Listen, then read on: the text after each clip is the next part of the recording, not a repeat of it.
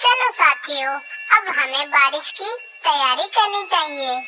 हाँ भाई, चलो हमें अभी से ही पानी की खोज करनी चाहिए, नहीं तो बरसात का समय निकल जाएगा और फिर जंगल में सूखा पड़ जाएगा।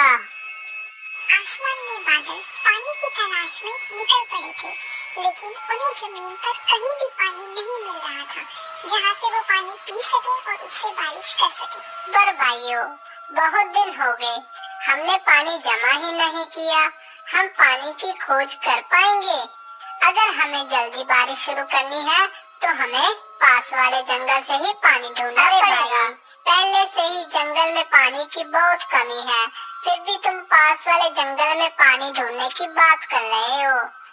हर साल की तरह हमें समंदर से ही पानी की प्यास बुझानी पड़ेगी। पिछले साल हमें दूर से पानी लाने में बहुत परेशानी हुई थी। तुम एक काम करो, इस साल मैं पास वाले जंगल से पानी ढूंढने की कोशिश करता हूँ, तुम सब समंदर की तरफ जाना। अगर मुझे पास वाले जंगल में पानी मिल गया, तो अगले साल हमें पानी की खोज करने के लिए दूर समंदर तक जाने की जरूरत ही नहीं पड़ेगी। ठीक है भाई, ऐसे ही करते हैं। तो फिर क्या था? सभी बादलों ने आपस में बातचीत करके जो फैसला किया था, उस फैसले पर काम करने के लिए निकल पड़े। मैं तो निकल पड़ा हूँ। मैं ये आशा करता हूँ कि मुझे पानी मिल जाए, नहीं तो दूसरे बादल मुझे चिढ़ाने लगेंगे। मुझे कैसे भी करके पानी की खोज करनी ही पड़ेगी। दिन भर बादल पानी की खोज में जंगल के ऊपर घूमता रहा, लेकिन उसे कहीं भी पानी नहीं मिला। अब बादल परेशान होने लगा। अब रात होने वाली है, लेकिन फिर भी मुझे पानी नहीं मिला। मैं कल सुबह होते ही समंदर की तरफ पानी पीने चला जाऊंगा।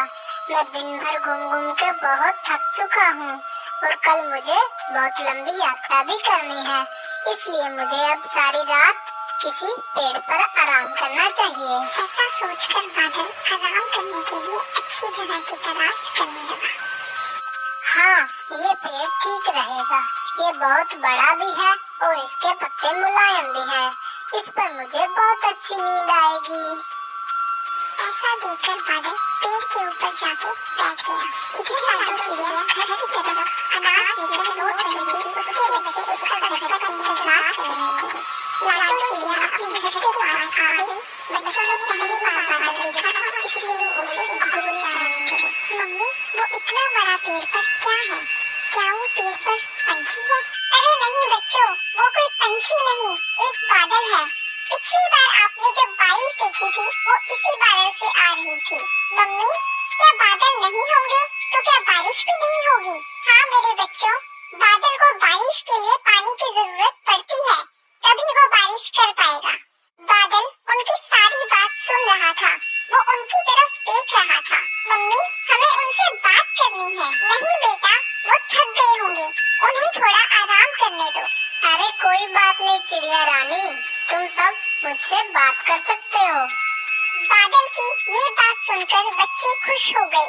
तीनों उसके पास आ गए। अरे, जब हम आपको दूर से देखते हैं, तब हमको लगता है कि सारे बादल बर्फ से बने होते हैं, पर तुम तो किसी सूखे कपस की तरह लग रहे हो।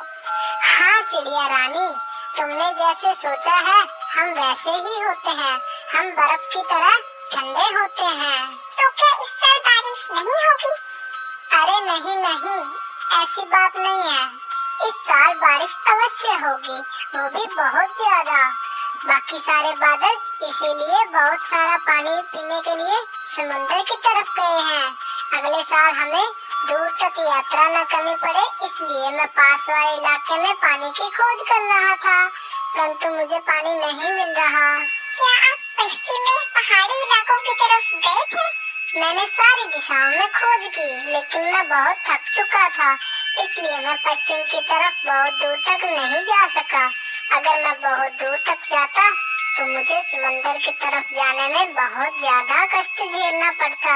बादल भैया, हम जंगल के सारे पंछी पश्चिम इलाके वाले नदी से ही पानी पीते हैं, क्योंकि फिर तो बहुत अच्छा हुआ।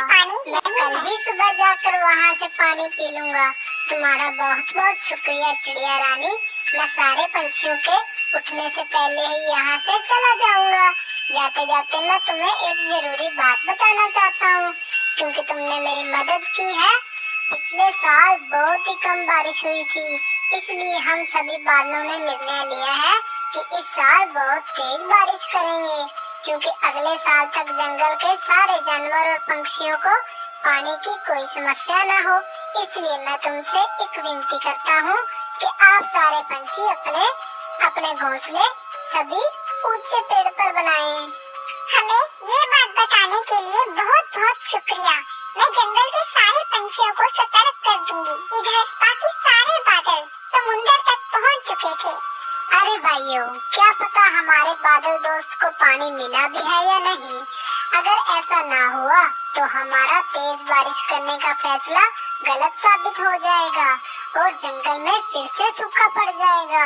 इसलिए हमें जितना ज्यादा हो सके उतना ज्यादा पानी पीना होगा और साथ ही साथ हमारे बादल दोस्त के हिस्से का भी पानी पीना होगा। अगर हमारे बादल दोस्त को पानी नहीं भी मिला तो उसकी जगह पर हम बारिश कर लेंगे। दूसरे दिन सुबह जैसे लाडो चिड़िया ने बादल से कहा था कि पश्चिम की तरफ एक नदी है और उसमें बहुत सारा पानी है, वैसा ही बादल ने किया। बादल सुबह सुबह सारे पंछियों के नींद से जागने से पहले ही लाडो के घोंसले के पास वाले पेड़ से ही निकल पड़ा। सारे पंछी जाग गए। सुबह होते ही लाडो चिड़िया सीधा राजा जी के पास चली गई। अरे लाडो, कैसी हो तुम? बताओ, सुबह सुबह कैसे आना हुआ? क्या बताऊं राजा जी, बात ही कुछ ऐसी है। एक दो दिन में हमारे जंगल में तेज बारिश होने वाली है। उस वजह से जंगल में बाढ़ भी आ सकती है। ये सब तुम्हें किसने बताया? तुम इतने दावे के साथ कैसे कह सकती हो? लाडो पिछली रात की सारी घटना राजा जी को बताती है। राजा जी को लाडो चिड़िया पर भरोसा था। लाडो, मुझे तुम पर पूरा भरोसा है। बताओ अब आगे क्या करना है? राजा जी, चाहती तो मैं एक एक करके जंगल के सभी पंछियों के घर जाकर ये बात बता सकती थी, लेकिन उसमें बहुत ज्यादा वक्त लगेगा। हमें हमारे जंगल के सारे पंछियों को ये बात बतानी है कि 2-3 दिन में जंगल में बहुत ज्यादा बारिश होने वाली है। इसलिए सभी पंछियों को जितनी जल्दी हो सके उतनी जल्दी अपने घोंसले किसी ऊंचे पेड़ पर बना ले। ठीक है लाडो, अभी सूचना पक्षी को बुलाता हूँ और उसे ये सारी बात पूरे जंगल में फैलाने के लिए कहता हूँ। सिपाहियों, सूचना पक्षी को बुलाया जाए। जी महाराज। राजा जी ने सिपाही पक्षियों को सारी बात बता दी। थोड़ी देर बाद सूचना पक्षी जंगलों में आ गए। उन्होंने पूरी बात जंगल में फैला दी। सुनो सुनो सुनो, खबर मिली है कि आने वाले 2-3 दिनों में जंगल में बहुत तेज बारिश होने वाली है। इतनी तेज बारिश की वजह से जंगल में बाढ़ भी आ सकती है। इसलिए राजा जी ने सारे पंछियों को ये सूचना दी है कि जितनी जल्दी हो सके उतनी जल्दी अपने अपने घोंसले ऊंचे पेड़ पर बना लें, ताकि बाढ़ के पानी से सुरक्षा हो सके। जंगल के सारे पंछियों ने राजा जी की सूचना को मानकर अपने अपने घोंसले किसी ऊंचे पेड़ पर ले जाना शुरू कर दिया, लेकिन मीनू मौसी ने राजा जी की बातों को नहीं माना। ये राजा भी ना पागल है, पागल। इसे कोई भी कुछ भी बता देता है और ये मान लेता है। मैं मेरा घोंसला छोड़कर कहीं पर भी नहीं जाऊंगी, चाहे कितनी भी तेज बारिश क्यों ना हो। तभी लाडो चिड़िया मीनू मौसी के पास आ जाती है। अरे मीनू मौसी, अभी तक आपने अपना घोंसला शिफ्ट नहीं किया? क्या आपको सूचना पक्षी की सूचना नहीं मिली? अरे काहे का सूचना पक्षी और काहे की सूचना, सब बकवास है। हमारे राजा को तो कोई काम ही नहीं है, खाली बैठकर इधर उधर की बातें करता है। उसे ये बात किसने बताई कि 2-3 दिन में बहुत ज्यादा बारिश आने वाली है? वो कोई जादूगर है क्या? क्या उसे कोई आत्म ज्ञान हुआ है जो कुछ भी बोले जा रहा है? पागल कहीं का। अरे मीनू मौसी, ऐसा नहीं है। बारिश के बारे में राजा जी को मैंने ही बताया था। हुआ यूं कि लाडो चिड़िया ने मीनू मौसी को सारी बात बता दी। चल, मैं नहीं मानती ये सब। मैं मेरा घोंसला छोड़कर कहीं पर भी नहीं जाने वाली। मुझे भी देखना है कि कितनी तेज बारिश होगी। इस जंगल की सबसे बुजुर्ग चिड़िया मैं ही हूँ। मैंने तुम सबसे ज्यादा बड़े बड़े बारिश के मौसम देखे हैं और इन्हें झेला भी है। मैं बहुत बार बांध में डूब भी चुकी हूँ और उससे बची भी हूँ। ठीक है मौसी, जैसे आपकी मर्जी। अब मैं चलती हूँ। मुझे मेरा घोंसला अकेले ही ले जाना होगा। मेरे बच्चे अभी छोटे हैं ना। लाडो मीनू मौसी के घोंसले से निकल पड़ती है। सारे पंछी एक एक करके अपने घोंसले ऊंचे पेड़ पर ले जा रहे थे। 2 दिन गुजर गए और तीसरे दिन सुबह सुबह आसमान में घने बादल छा गए। आसमान में जो बादल समुद्र से पानी लेने गए थे वो एक एक करके इकट्ठा होने लगे। पश्चिम की तरफ जो बादल पानी लेने गया था वो भी आ गया। अरे भाइयों, तुम सब इतना ज्यादा पानी पीकर क्यों आ गए? अरे भाई, हमने सोचा कि जंगल में अगर तुम्हें कहीं पानी नहीं मिला तो हमारा इस साल तेज बारिश करने का सपना अधूरा ही रह जाएगा और जंगल में फिर से सूखा पड़ जाएगा। इसलिए हम तुम्हारे हिस्से का भी पानी पीकर आ गए। चलो फिर साथियों, हम बातें बाद में करेंगे, पहले तेज बारिश करते हैं। सारे बादलों ने मिलकर जंगल में तेज बारिश करनी शुरू कर दी। 2-3 दिन जंगल में तेज बारिश चलती रही। इस वजह से जंगल में बाढ़ आ गई। जिन जिन पंछियों ने अपने घोंसले ऊंचे पेड़ पर लगाए थे वो तो बाढ़ के पानी से बच गए, लेकिन इधर मीनू मौसी के घोंसले में पानी भरने लग गया और थोड़ी ही देर में मीनू मौसी का घोंसला बाढ़ के पानी में बहने लगा। मौसी घोंसले से बाहर आ गई। मीनू मौसी घबराते हुए लाडो चिड़िया के घोंसले में आ गई और दरवाजा खटखटाने लगी। लाडो, अरे ओ लाडो, जल्दी से दरवाजा खोलो, मुझे अंदर ले लो, मैं बाहर भीग रही हूँ। लाडो ने घर का दरवाजा खोल दिया और मीनू मौसी को अंदर ले लिया। देखा मौसी, मैंने कहा था ना आपको, लेकिन आपने मेरी बात ही नहीं मानी। थोड़ी देर बाद पानी और ऊपर तक चढ़ गया। आखिर पानी लाडो के घोंसले तक पहुँच ही गया। अरे बाप रे, मैंने तो अपना घोंसला सबसे ऊपर बनाया था।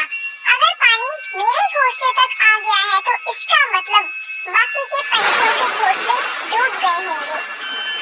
सारे पंछी अपने अपने घोंसले छोड़कर एक ऊंचे पेड़ की डाली पर जाकर बैठ गए थे।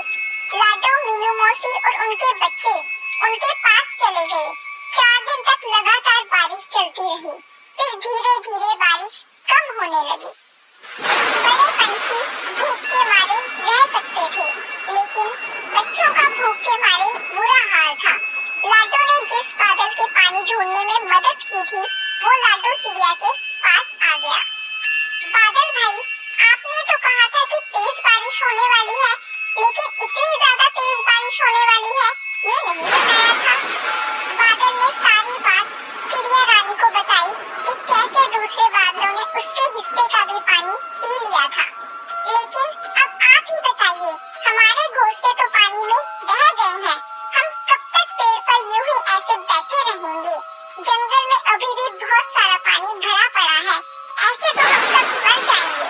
अरे चिड़िया रानी, तुम चिंता मत करो, इसके लिए मेरे पास एक उपाय है। बादल ने सारे पंछियों के लिए अपने कपस से छोटे छोटे घर बना दिए। चिड़िया रानी, जब तक जंगल का पूरा पानी खत्म नहीं हो जाता तब तक तुम इस बादल के घोंसले में रह सकते हो। जब पानी कम हो जाएगा तब तुम इस घोंसले को छोड़ देना, ये अपने आप मेरे पास वापस लौट आएगा। आपका बहुत बहुत शुक्रिया बादल जी, लेकिन हम सबको बहुत भूख लगी है। तो मैंने इसका उपाय भी कर दिया है। मैंने हर एक बादल के घर में बहुत सारे फल रखे हैं। जब तक पानी कम नहीं हो जाता तब तक तुम सब ये फल खा लो। बाढ़ का पानी कम होने तक सारे पंछियों ने मिलकर बादल के घोंसले का बहुत मजा ले लिया। अगर आपको हमारी स्टोरी अच्छी लगी तो चैनल को सब्सक्राइब करना मत भूलिएगा।